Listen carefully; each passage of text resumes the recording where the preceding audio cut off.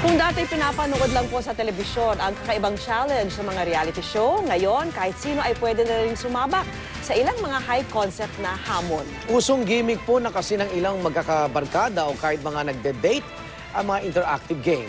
Ang mga puzzle at challenge kailangan gamitin ng utak detective. Saksi si Cedric Castillo. Nakapiring ang mga mata habang nakakadena ang mga kamay sa napakadilim na kwarto.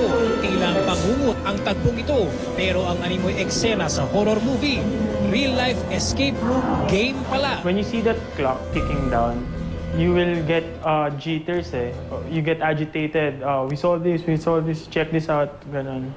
So, it plays the part na you will handle that pressure or not. Ito ang latest na libangan o gimmick na nauuso sa Pilipinas.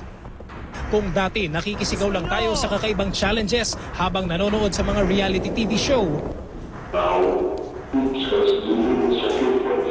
ngayon, pwedeng-pwede na rin nating maranasan ang pressure ng pagharap sa mga kakaibang hamon.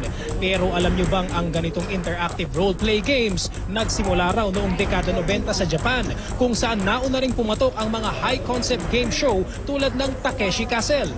Halimbawa, dito sa Chain Chamber ng Mystery Manila, sumabit ako sa isang grupong naglakas loob na pumasok. Simple lang ang misyon, ang makalabas sa silid. Pero paano mo ito gagawin? Gayong ang mga clue, maliliit na bloke, kapirasong papel, bubwit na flashlight, at kung ano-ano pang tila walang katuturang bagay lamang ang nakakalat.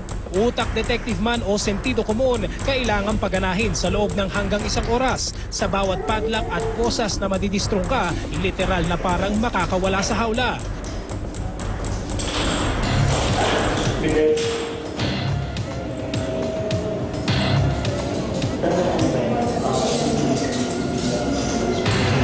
Pwede namang humingi ng clue.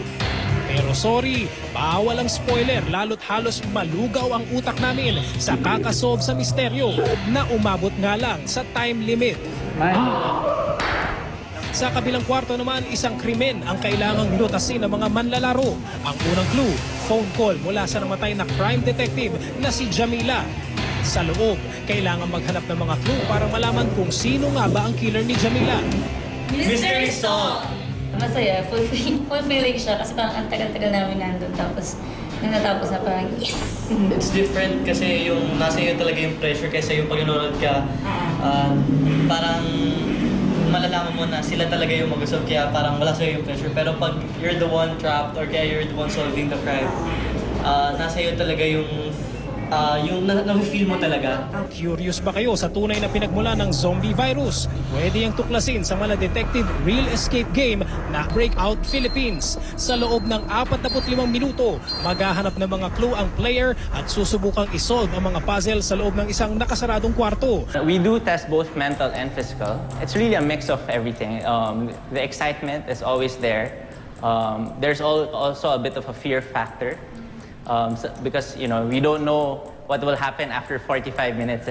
Pero wag ismuli ng mga challenge dahil sa 150 na grupong sumubok dito, 6 na grupo pa lang daw ang nakalutas ng misteryo. It was fun, pero ang hirap din talaga kasi yung mag-solve ng mga puzzles. To feel what it feels like when we have like apocalypse or something. We tried Breakout Philippines! Ako si Cedric Castillo, ang inyong saksi.